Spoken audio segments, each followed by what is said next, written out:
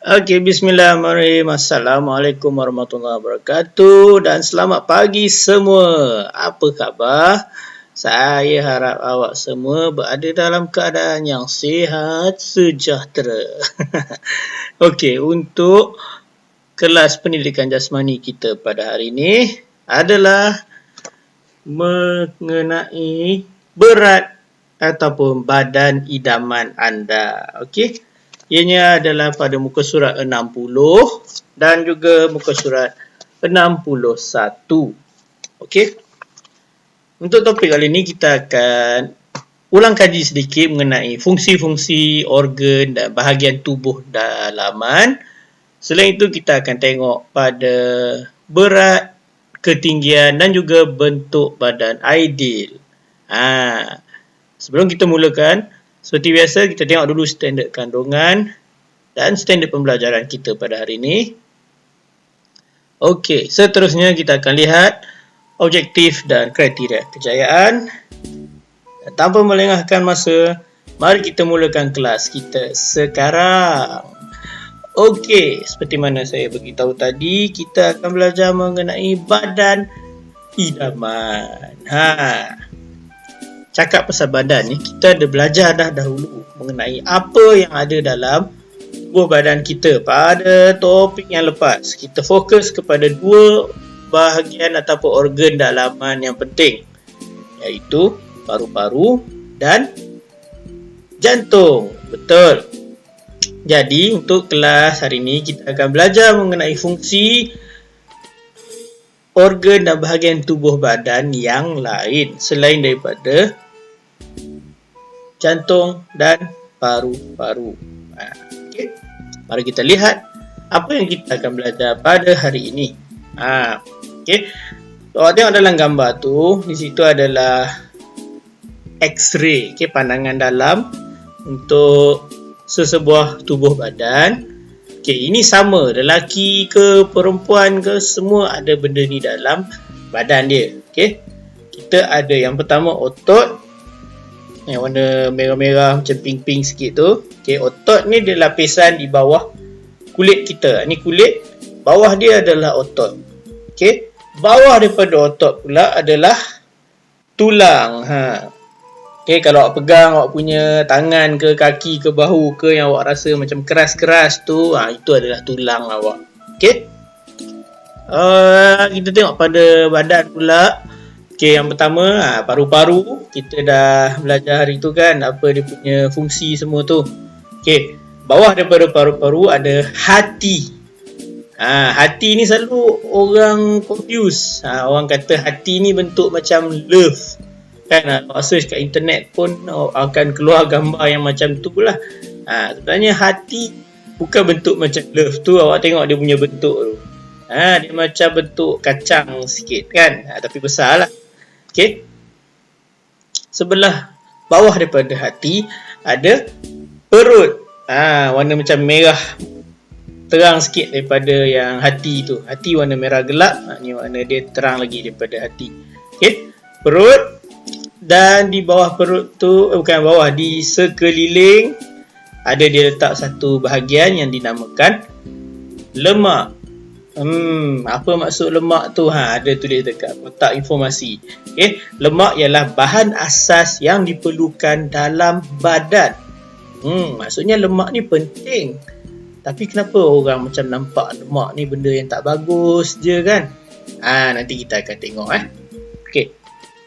Kita tengok satu-satu dulu apakah fungsi-fungsi bagi bahagian dalaman ataupun organ ni. Yang pertama, otot.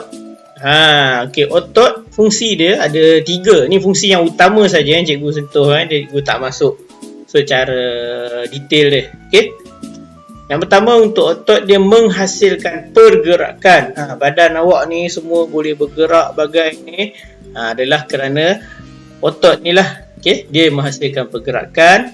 Okay, B, mengekalkan posture. Posture ni maksudnya apa? Posture ni maksudnya cara awak berdiri, cara awak duduk. Awak perasan kan, setengah orang berdiri macam dia tegak, setengah orang dia bongkok sikit. Sama macam duduk, ada setengah orang duduk dia rapat terus dekat kerusi, dia tegak. Ada setengah orang yang macam ke depan sikit kan. Tu kita panggil posture lah. Okay, dan C, menstabilkan sendi. Sendi ni maksudnya apa? Sendi ni dia letak pada, awak tengok kalau dekat badan awak ni dia ada bahagian-bahagian yang sambung tau. Macam ni, sambungan dia di sini. Ni ada satu sendi. Di bahu ada satu sendi. Di kaki kat lutut tu ada satu sendi. Di tapak kaki pun sama. Badan manusia yang bersambung bahagian-bahagiannya ni adalah sendi. Dia macam kerjasama sekali dengan sendi lah, senang cerita. Okay. Nombor 2, paru-paru. Paru-paru kita dah belajar sebelum ni. Cikgu tulis sikit je lah. Untuk pernafasan. Kat situ berlakunya dia tukarkan sama, dia dapat udara, dia tukarkan jadi oksigen untuk guna oleh badan kita, dan dia tukarkan juga udara tu kepada karbon dioksida untuk dikeluarkan balik oleh badan kita melalui kita hembus nafas tu. Okey, nombor 3, hati. Ni banyak sikit Okey, hati tak ada kena-mengena dengan cinta ke love ke apa macam selalu awak tengok tu. Okey, hati yang pertama A, menyah toksin bahan kimia dan ubat-ubatan. Ni penting Sebab apa? Sebab banyak makanan yang kita makan zaman sekarang ni, banyak makanan yang sudah dicampur dengan macam-macam bahan kimia. Okey, bahan pengawet tu adalah sejenis bahan kimia lah, nak bagi makanan tahan lama kan. Ada bahan kimia dah di situ. Jadi hati ni tugas dia nak bagi toksin yang ada dalam bahan kimia tu dihapuskan. Itu maksudnya menyah toksin. Okey, ubat-ubatan sama juga. Ubat pun kita makan ada nak dapatkan ubat ni, dia adalah campuran daripada bahan-bahan tertentu dan dia akan menghasilkan tindak balas kimia dalam badan kita kan, nak bagi kita sihat. Jadi hati ni juga akan kerjasama dengan ubat-ubat tu. Okey. B, menghasilkan cecair herpedu, dan C, membuat protein. Protein ni salah satu zat yang terkandung dalam makanan berbentuk lauk lah, daging-daging macam ayam, daging lembu, daging kambing ke, ikan, telur, semua tu ada protein. Okay. 4, tulang. Tadi ada ni lapis kulit, bawahnya ada otot, dalamnya otot ada tulang. Okey, tulang A, memberi keupayaan pada tubuh untuk bergerak. Kalau tulang ni dia bantu otot. Otot tadi kita tengok menghasilkan pergerakan. Tapi otot tak boleh nak bergerak kalau tulang tak bagi upaya pada tubuh kita untuk bergerak. Sebab dia kan duduk di dalam sekali, tulang. Jadi kalau tulang tu tak gerak, macam mana otot nak gerak? Otot tak gerak, macam mana kita nak gerak kan? Jadi tulang yang memberi keupayaan pada tubuh untuk bergerak. B, melindungi struktur-struktur penting dalam tubuh badan. Okey, tulang ni awak nak bagi awak kefahaman secara asasnya lah. Dia macam awak bayangkan dia satu sangkar ataupun bekas. Okey, contoh macam kat paru-paru kita, kalau awak pegang, awak boleh rasa kan tulang paru-paru tu. Dia macam awak rasa dia punya lapis-lapis macam piano sikit tu kan. Okey, dia melindungi struktur penting dalam bahagian ni. Kat dada ni saja ada dua benda penting. Apa dia? Ada paru-paru, ada jantung. Tak ada benda ni dua-dua memang tahulah kan jadi apa kan kalau jantung tak boleh berfungsi ke paru-paru tak boleh berfungsi kan. Okay? Jadi dia melindungi organ jantung dan paru-paru ni. Okay? Tu contohnya di dada lah. Di bahagian-bahagian lain pun ada juga struktur-struktur yang penting kan. Jadi cikgu tak sentuh lah, tapi tulang juga melindungi struktur penting dalam tubuh. Okay, nombor 5, perut. Perut ni kita dah selalu sangat guna, hari-hari kita guna sama macam organ-organ yang lain kan. Tambah duduk kat rumah ni lagilah rajin makan. Okay, perut A adalah tempat menyimpan makanan. Awak makan, dia jatuh daripada tekak ni semua turun sampailah ke perut. Okey, perut ni selain daripada simpan makanan, dia juga tempat untuk melepaskan enzim serta asid untuk menghadam makanan. Dia dah masuk dalam perut, dia simpan dulu kejap. Sebab dia dah simpan tu, dia buatlah dia punya asid dengan enzim tu. Benda tu akan hadamkan makanan. Kemudian dia juga akan bunuh bakteria-bakteria tertentu. Katalah macam kita ada makan makanan yang ada bakteria sikit-sikit lah, kan? Macam dia sikit-sikit je, bukan yang bahaya nak boleh datangkan penyakit kat badan kita tu. Dia boleh, bakteria tu boleh dibunuh dengan asid yang dihasilkan oleh perut. Okay, tapi tak semua jenis bakteria ataupun kuman, ada juga jenis-jenis yang asid tu tak boleh bunuh. Itu yang buatkan kita sakit. Okay. Dan nombor 6, tadi dia cakap dia lemak ni adalah bahan asas kan. Sebab apa dia bahan asas? Lemak membekalkan tenaga dan haba kepada badan. Tugas lemak ni dia macam bateri lah. Awak ingat awak makan tu kan, makan dapat tenaga, betul. Tugas tenaga tu datangnya daripada makanan yang dah diproses tu. Lemak ni macam bateri dia lah, nak boost makanan yang diproses tadi tu dengan bagi dia tenaga.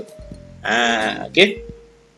Haba badan kita ni kan, kita pegang badan kita, kita ada suhu kan. Awak datang sekolah pun duk scan hari-hari kan, berapa suhu sebelum masuk sekolah tu.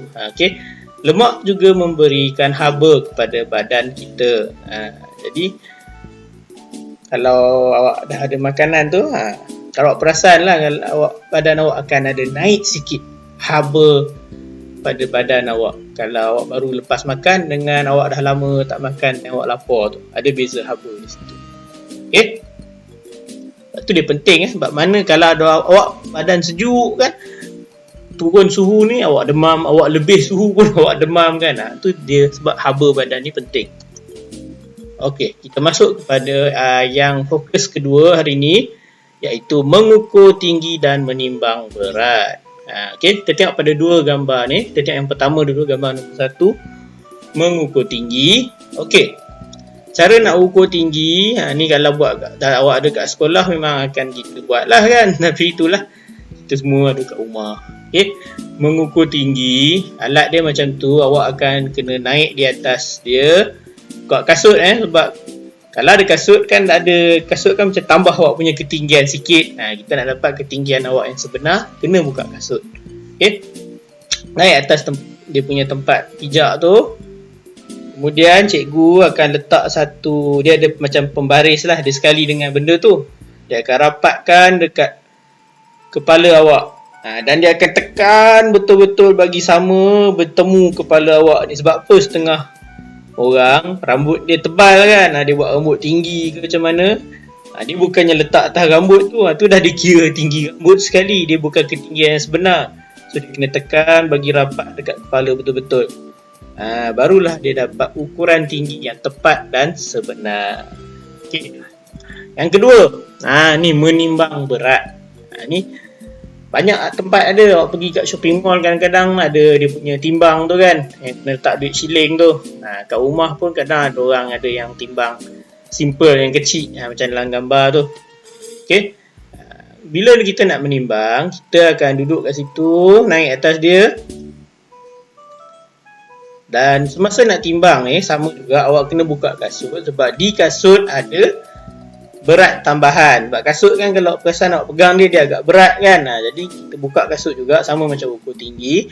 Dan seeloknya awak naik dekat timbang tu, awak kosongkan awak punya poket. Sebab setengah orang dia bawa beg duit kan.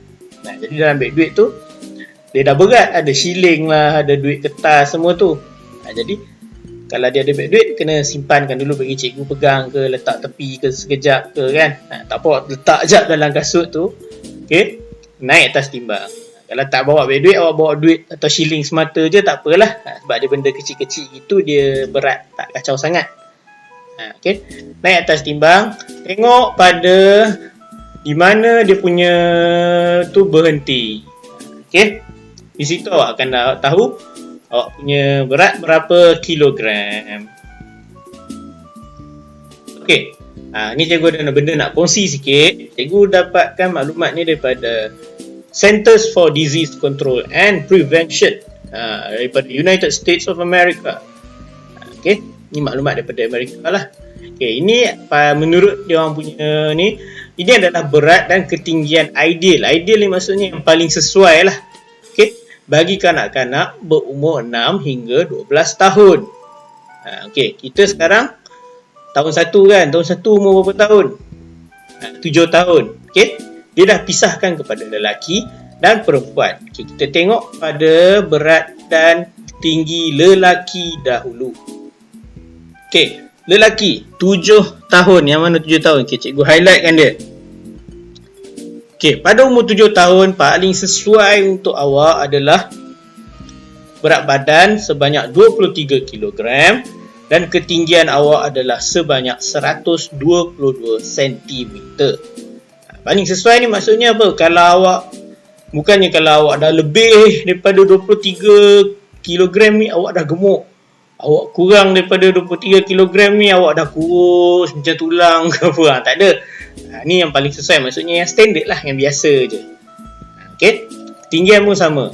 Tak adalah kalau awak 1, 2, 3 maknanya awak dah tinggi sangat dah sampai kena shilling ke kipas. Tak ada. Okey, ni ketinggian yang biasa bagi untuk lelaki berumur 7 tahun juga. Okey, itu untuk lelaki. Kita tengok bagi perempuan. Okey, perempuan lain sikit dia punya anggaran dia. Okey, tapi untuk 7 tahun dia samalah. Untuk lelaki dan perempuan berat juga 23 kg.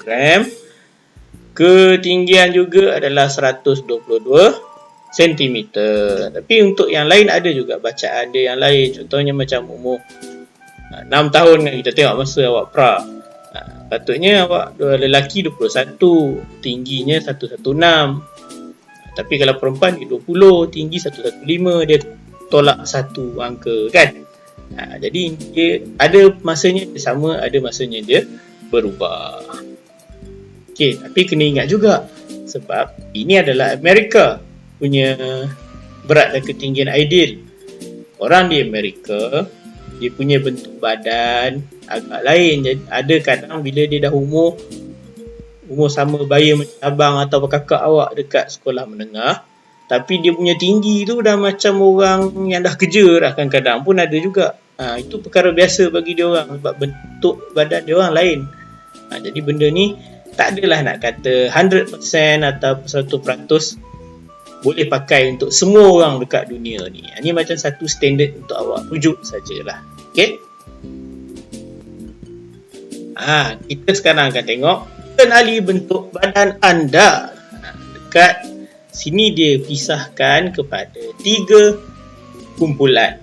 Okey. Kumpulan yang pertama adalah kurus. Kurus ni cikgu tak payah nak terang lah. Awak sendiri tahu kan kurus ni macam mana kan. Selalunya orangnya badannya kecil saja, rapat, tak ada nak kata macam banyak ni sangat kan. Okey. Nombor 2 adalah sederhana. Sederhana ni dia antara kumpulan yang tengah-tengah. Dia tak adalah awak nak cakap kurus sangat ke, badan dia besar sangat ke, tak. Di tengah je. Dia sedang-sedang elok. Okey. Dan ketiga, berlebihan berat badan. Berlebihan berat badan ni awak tengok pada gambaran dia macam mana. Okay, badannya agak sedikit besar. Okey. Terutama pada bahagian tangan, bahagian kaki dan bahagian tubuh badan lah. Okey. Di bahagian muka juga ada perbezaan, di mana orang yang berlebihan berat badan ni mukanya juga agak sedikit besar berbanding dengan orang yang kurus. Dengan orang yang sederhana, orang yang kurus selalunya muka dia kecil sikit, sederhana muka dia biasa. Sama juga orang kurus, tubuh badan dia agak kecil, sederhana bertubuh biasa. Tangan dengan kaki pun sama, orang kurus dia agak kecil, sederhana dia saiz biasa dan berlebihan agak besar. Okey. Jadi awak nilai diri sendiri, awak diletakkan dalam kumpulan yang mana? Adakah awak kumpulan kurus atau kumpulan sederhana atau kumpulan berlebihan berat badan? Okay. Kalau awak nak ada masa ataupun ada nak ukur timbang dekat rumah, ukur ketinggian, ada tape nak ukur awak tinggi mana dekat rumah kan, awak boleh catatkan awak punya ketinggian dan juga berat badan melalui cara macam ini. Okey, ini ada contoh rekod tinggi dan berat murid-murid 1A. Ni contoh dia lah. Kalau kita kat sekolah, kita akan buat aktiviti ni lah. Okey. Nama, contoh nama kita tengok yang pertama, Nur Syamimi binti Saleh. Dia punya tinggi dia berapa? 113 cm. Berat dia adalah 20 kg.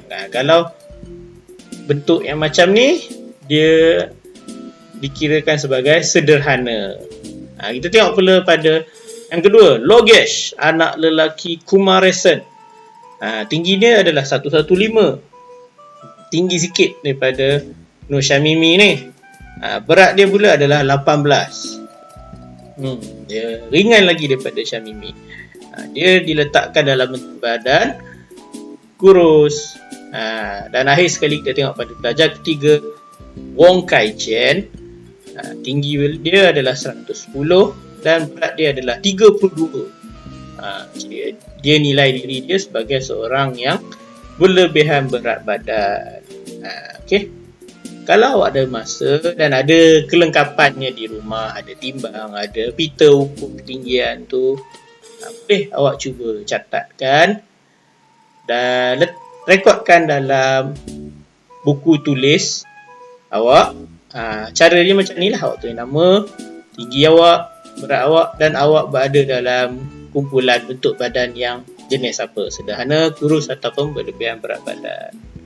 Okey, itu saja untuk kelas pendidikan jasmani kita pada hari ini.